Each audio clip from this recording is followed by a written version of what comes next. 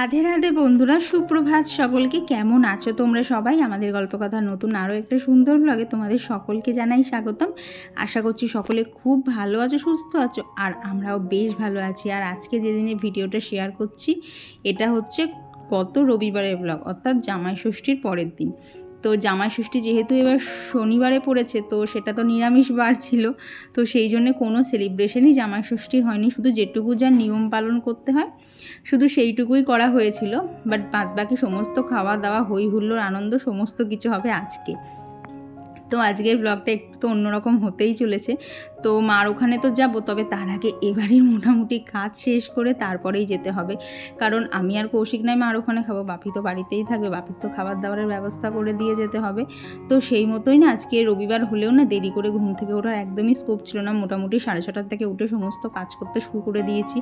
আর কি বলতো, দেরি করে উঠলে না শেষের দিকে হুড়োতাড়া লেগে যাবে, তখন দৌড়ঝাঁপ করে কাজ করতে হবে। ওর থেকে একটু ধীরে সুস্থে আগে উঠে ধীরে ধীরে সমস্ত কাজ করলে আর কি কষ্টটাও কম হবে, আবার সমস্ত কাজগুলো সময়ের মধ্যে হয়েও যাবে। তবুও দেখবে কোথাও যদি যাওয়ার থাকে না, ওই যতই তাড়াতাড়ি করতে যাই এটা সেটা করতে গিয়ে না কখন যে দেরি হয়ে যায় বোঝাই যায় না। তো ওইদিকে হচ্ছে ঘরের জানলাগুলোকে আজকে আগে খুলেছি। আসলে দেখবে সকালবেলা তো সেরকম একটা রোদের তাপ থাকে না, আর বাইরে বেশ সুন্দর একটা ঠান্ডা ঠান্ডা হাওয়াও থাকে। তো এই ব্যাপারটা না উপভোগ করতে বেশ ভালো লাগে। তবে প্রত্যেক দিন তো আর সময় থাকে না, কৌশিকের অফিস থাকে। তো আজকে রবিবার হলে বললাম না কেন লেট করে উঠেছি, তো সেই জন্য ভাবলাম আগে জানলাগুলো খুলে দিই, তারপরে এক এক করে সমস্ত কাজগুলো কমপ্লিট করব। কাজ বলতে ধরো মোটামুটি সব কিছুই কাজ আছে, শুধু রান্নাবান্নাগুলো একটু অল্প, এই যা।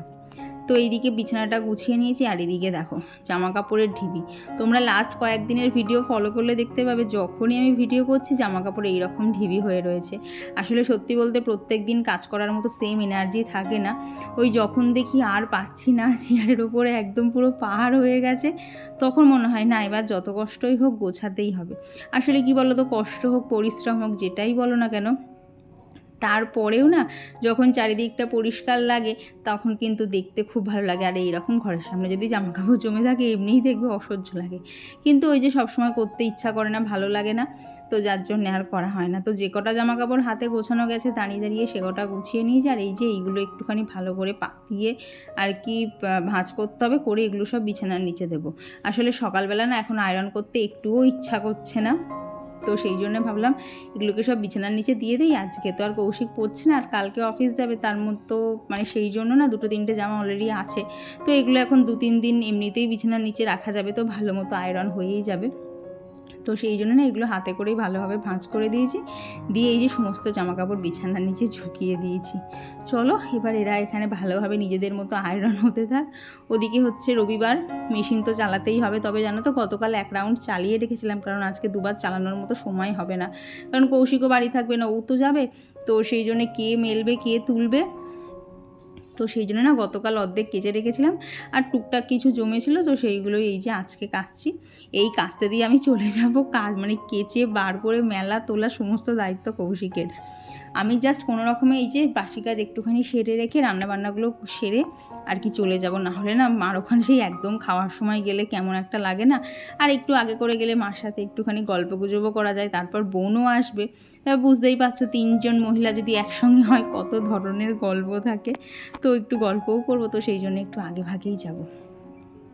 তো চলো এইদিকে এখন কাজগুলো এক এক করে সমস্ত সারি। আর কোনো একজন দিদিভাই হোক বোনু হোক আমাকে বলেছিলে যে আমার ঘরের জানলায় কি কি গাছ আছে সেগুলো একবার আর কি তোমাদেরকে দেখাতে, এবং সেগুলো হচ্ছে নামগুলোও বলে দিতে, কারণ তোমরা অনেকেই আছে সব গাছের নাম জানো না। সত্যি বলতে আমিও আগে জানতাম না, এখন ওই কী গাছ লাগাবো ঘরের জন্য, কোন গাছ ভালো, এই করতে করতে কিন্তু এক প্রকার বলতে পারো মুখস্থ হয়ে গেছে। তো চলো এবার তোমাদের গাছগুলো দেখাই। তো এইখানে প্রথমেই যে গাছটা দেখতে পাচ্ছ এটা কিন্তু হ্যাঙ্গিং পটের জন্য একদম পারফেক্ট। দেখতেই তো পাচ্ছ পটটাকে আস্তে আস্তে আর দেখা যাচ্ছে না, শুধু গাছটাই দেখা যাচ্ছে। তো এই গাছটার নাম হচ্ছে ট্যাঙ্গেল হার্ট। এই গাছটা ভীষণ সুন্দর, কিন্তু এত নরম সরম না, একটু টাচ লাগলেই কিন্তু পাতাগুলো ভেঙে যায়। আর ওদিকেরটা তো দেখলে যেটা জানলা দিয়ে তুলেছি সেটা হচ্ছে মানি প্ল্যান্ট, আর এইটা হচ্ছে আমার জেড প্ল্যান্টের গাছ। এই যে গাছটা এখন দেখতে পাচ্ছ এইটা হচ্ছে মেন গাছ আমার। তো সেখান থেকেই ডাল কেটে কেটে কিন্তু এবার হচ্ছে এইটাকে বানিয়েছি, মানে এটাকে মাত্র বসিয়েছি, তোমাদেরকে তো গত ভিডিওতে শেয়ার করেছিলাম। তবে লেগে যাবে, অসুবিধা নেই, কারণ জেড প্ল্যান্টের এইভাবে চারা তৈরি করা ভীষণ সহজ। আর ওইদিকে একটা ছোটো টবে মানি প্ল্যান্ট লাগিয়েছে, আর এই মানি প্ল্যান্টটা তো তোমরা প্রত্যেকেই চেনো। এটাকে তো গত বছর নষ্ট হয়ে গেছিলো, তারপরে আবার রিপোর্ট করেছিলাম, আর রিপোর্ট করার পর এখন এই যে বৃষ্টির জল পায় ভীষণ সুন্দর বাড়ে। আর এই যে গাছটা দেখতে পাচ্ছ এইটা না ওই মানি প্ল্যান্ট জাতীয়ই গাছ, তবে একটু আলাদা। এই গাছটার নাম হচ্ছে ফিলোডেনড্রন। এর পাতাগুলো একটু লম্বাটে ধরন হয়, এটাও হ্যাঙ্গিং পটে রাখার জন্য ভীষণ ভালো দেখতে লাগে। তবে জানো তো গাছটা আর একটুখানি ঝোপালো ছিল, কৌশিক একদিনকে জানলা বন্ধ করতে গিয়ে অর্ধেক গাছ ভেঙে ফেলেছে। তো এখন যেটুকু যা আছে সেটুকুকেই যত্ন করে রেখেছি। আর তোমাদের অনেকেরই প্রশ্ন থাকে আমার এই যে মানে কি ওয়ার্ড্রপের এখানে যে মানি প্ল্যান্ট আছে এটা মাটিতে বসানো না জলে? এটা কিন্তু সম্পূর্ণ জলে বসানো, আর জলে বসানোর পরেই এটা এত সুন্দর গ্রো করেছে না, এটাকে দেখে মাঝে মধ্যে আমি নিজেও অবাক হয়ে যাই যে এটা এত সুন্দর শেপ নিয়ে পারছে কী করে। বিশ্বাস করে ওকে আমায় শেপও দিতে হয়নি, ও কিন্তু নিজে থেকেই ওইভাবে শেপ নিয়েছে। তো এই হচ্ছে আমার ঘরের গাছ। আর জানলাটা আমার ওই জানলার মানে বলতে পারো ওই জায়গাটা আমার ভীষণ পছন্দের, ওখানটাতে গিয়ে বসলেই যেন মন অনেকটা ভালো হয়ে যায়। তো এইদিকে এখন বেসিনটা পরিষ্কার করার ইচ্ছা ছিল না, কিন্তু দেখছি এত কাদামাটি হয়ে গেছে না, আসলে এই বেসিনটা মুখ ধোয়ার জন্য কম, আমার গাছপালা ধুতে হয় আর কি বেশি। ওই টুকটাক যখন যা পাচ্ছি একটু গাছপালা ধুচ্ছি, কোনো গাছকে হয়তো স্নান করিয়ে দিলাম, সব তো আর শেয়ার করা যায় না, তো সেই পারপাসেই বেশি ইউজ হয়।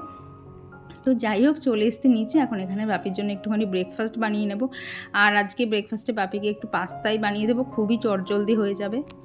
আর এই পাস্তার জন্য আমি এখানে ব্যবহার করছি সম্পূর্ণভাবে আটা দিয়ে তৈরি টিজানোর ফুসিলি পাস্তা। আর এটা যেহেতু আটা দিয়ে তৈরি না, এটা অনেকক্ষণ পেটটা ভরা থাকে আর শরীরের জন্য ভীষণ হেলদি। কারণ আমাদের মধ্যে একটা ধারণা থাকে পাস্তা চাউমিন এগুলো মানেই আনহেলদি, কিন্তু এই ডিজানোর পাস্তাটা সেক্ষেত্রে একদমই না, এটা সম্পূর্ণ আটা দিয়ে তৈরি, তাই মানে হেলদির দিক থেকে এতে কোনো কম্প্রোমাইজ হবে না। আর এটাকে আমি যখনই বানাই না বেশি মশলা দিয়ে একদমই বানাই না, কারণ হেলদি জিনিসটাকে বেশি আনহেলদি না করাই ভালো। তো এইখানে হচ্ছে সবজির মধ্যে একটু গাজর দিয়েছিলাম, পেঁয়াজ, সামান্য একটু আলু দিয়েছিলাম, আর এখানে একটুখানি হচ্ছে মটরশুঁটি দিয়েছিলাম। তো এই দিয়েই বানাচ্ছি আর কি। আলুটা দেওয়ার কারণ কৌশিক বললো পাস্তা যতক্ষণ বানাচ্ছো তাহলে আমাকেও অল্প একটুখানি দিও। আসলে আমাদের জন্য আজকে বাইরে থেকে কচুরি আনা হবে, তো বাপি তো কচুরি খাবে না, তো সেই জন্যেই বাপির জন্য আর কি অল্প করে একটুখানি পাস্তা বানিয়ে দিচ্ছি। আর দেখো কথা বলতে বলতে কিন্তু চটজলদি পাস্তাটাও একদম রেডি হয়ে গেছে। তো তোমরা যদি ডিজাইনের এই ফুসিলি পাস্তাটা ট্রাই করতে চাও, লিঙ্ক আমার এই ভিডিও ডিসক্রিপশন বক্সে দেওয়া আছে, সেখান থেকে গিয়ে তোমরা পারচেস করে একবার ট্রাই করে দেখতে পারো। এটাকে যেভাবে রান্না করো না কেন ভীষণ ভালো লাগে খেতে, যার জন্যে এখন বাড়িতে পাস্তা আনা হলেই এই ডিজাইনের পাস্তাটাই আর কি আনা হয়। তো ওদিকে বাপিকে খেতে দিয়ে দিয়েছি, মাঝখানে আমাদেরও খাওয়া দাওয়া হয়ে গেছে। বললাম না কৌশিক আর কি কচুরি নিয়ে এসেছিলো। আর বাজারের মধ্যে আজকে ওকে বলেছিলাম বেশি বাজার করো না, কারণ যত বেশি বাজার করতে যাবে ওরও সময় লাগবে। এবার ও যতক্ষণ না বাজার এনে দেবে আমিও ততক্ষণ বাজারটা গোছাতে পারবো না, আমার কাজ শেষ হবে না। তো সব দিক ভেবে ওকে বলেছিলাম আজকে অল্পই বাজার করো, পরেরটা আবার পরে দেখা যাবে। সেরকম হলে বাড়ির ওপরে তো সবজির ভ্যান আসেই, সেখান থেকে যেটুকু যা সবজি দরকার কিনে নেব। আর এদিকে রান্নার মধ্যে করে নিয়েছি হচ্ছে একটু ঘন করে মুসুরির ডাল করেছিলাম টমেটো আর পেঁয়াজ দিয়ে, যেরকম আর কি হয়। এখানে হচ্ছে মুসুরির ডাল করেছিলাম। আর এর আগে কিন্তু আমার অলরেডি একটা তরকারি বানানো হয়ে গেছে, সেটা শেয়ার করিনি। সেটা হচ্ছে এখানে কুমড়ো দিয়েছি, পটল দিয়েছি আর ছোলা দিয়েছি। তো এই সমস্ত কিছু দিয়ে একটা গামাখা তরকারি করেছি।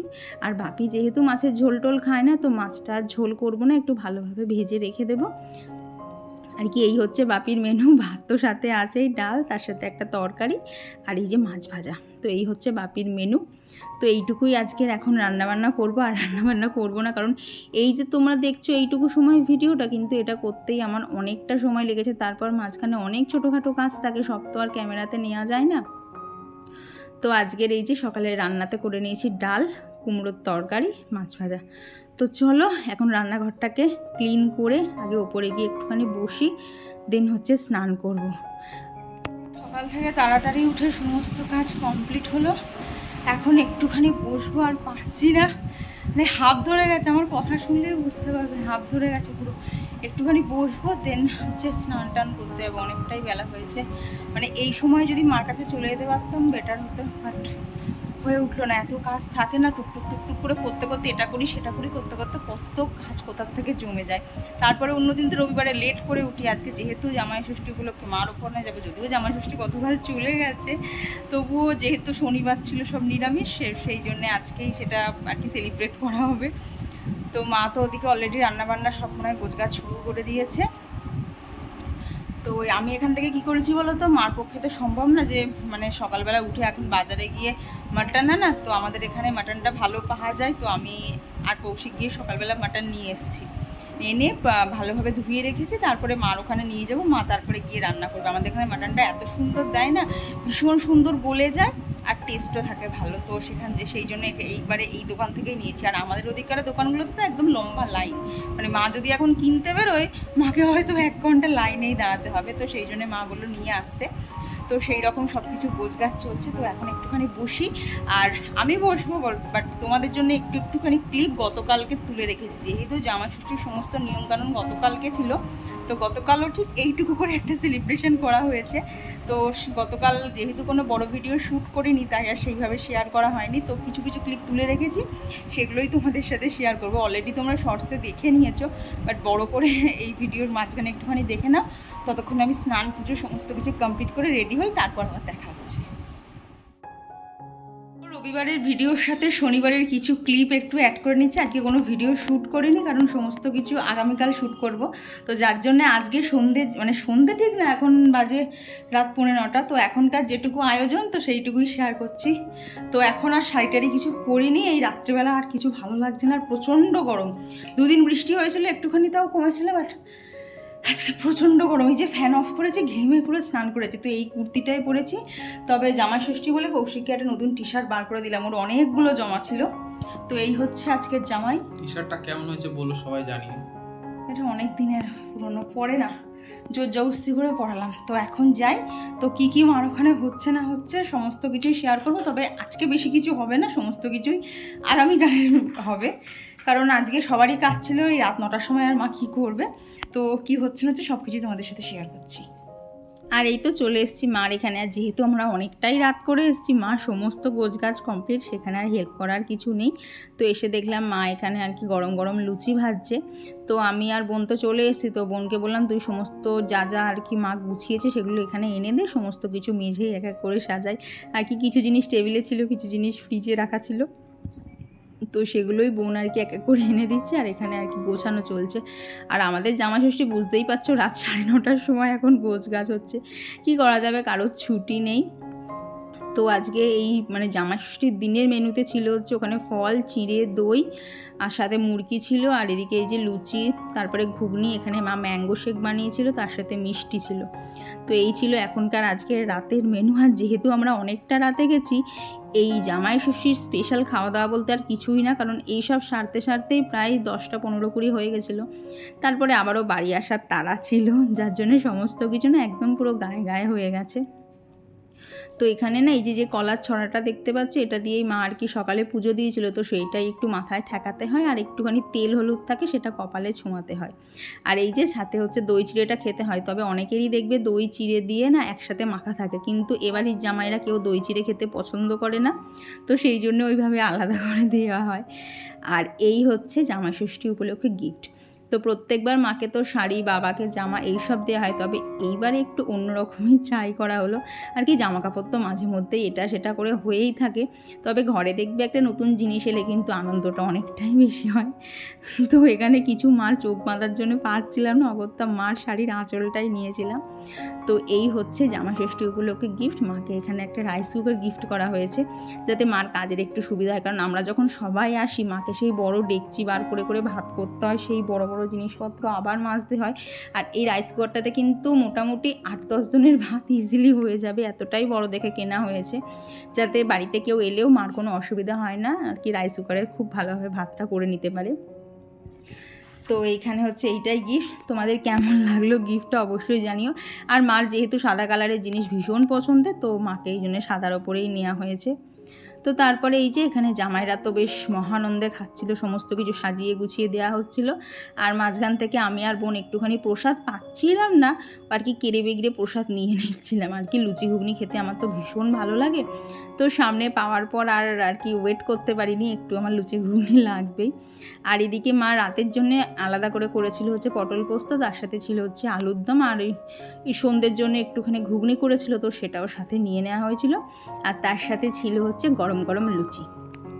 তো এই সমস্ত কিছু খেয়ে দিয়ে নিয়েই আর কি বাড়ি চলে এসেছিলাম, কারণ আবার বাড়ি এসে পরের দিন সকাল হলে আবার রান্নাবান্না সেরে ওখানে যেতে হবে। তো চলো তোমরা আবার রবিবারের ভিডিওটা দেখো। রান্না কাজ টাজ স্নান সমস্ত কিছু শেষ, শুধু আমি এখন আর পুজোটা করবো না, পুজোটা বললাম কৌশিককে করে দিতে। তো বাজে হচ্ছে 11:15, এখন বেরোচ্ছি, মানে কৌশিক এখন আমাকে দিয়ে চলে আসবে, ও পরে এসে ধীরে সুস্থে স্নান টান করে নিয়ে তারপর বেরোবে। তারপর আর কি ও পাঞ্জাবি টাঞ্জাবি পরে যাবে, যতই হোক জামাই ষষ্ঠী বলে কথা। তবে আমার আর শাড়ি পরতে ইচ্ছা করলো না। তো এই টপটা চিনতে পারছো, এটা হচ্ছে পয়লা বৈশাখের সময় মা গিফট করেছিল, তো তখন আর পরা হয়নি। তো ভাবলাম আজকে একটা ভালো দিন, না চলে গেছে কালকে, তো ভাবলাম ভালো আছে সময়টা, তাহলে আজকে উদ্বোধন করা যাক। এর হাতাটা আমার এত ভালো লাগে না, ভীষণ ভালো লাগে, এইখানটাতে একটু গাডার মতো দেওয়া আছে, এত ভালো লাগে। চলো আমি বেরোলাম, তো চলো মার ওখানে যাই, তারপর আবার সমস্ত কিছু হচ্ছে।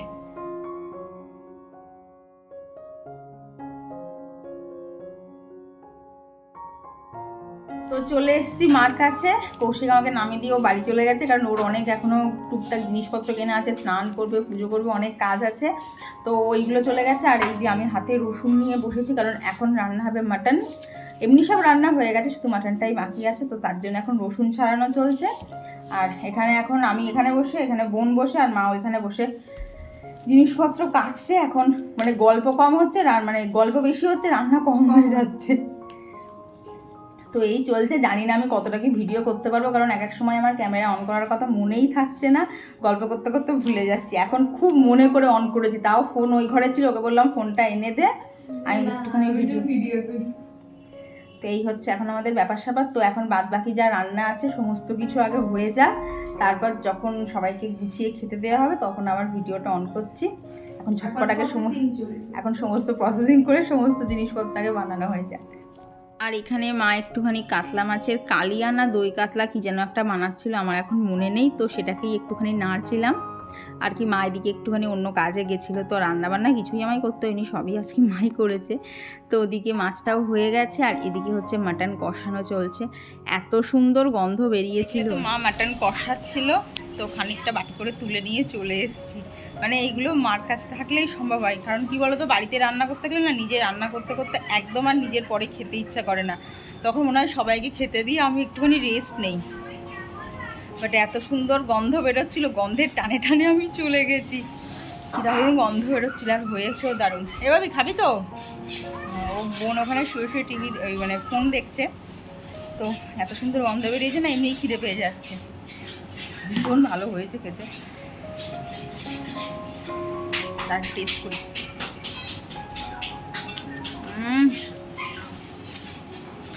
আমার দারুণ হয়েছে গো, তবে এখনো পুরোপুরি কষানো হয়নি, এখনো কষানো হবে।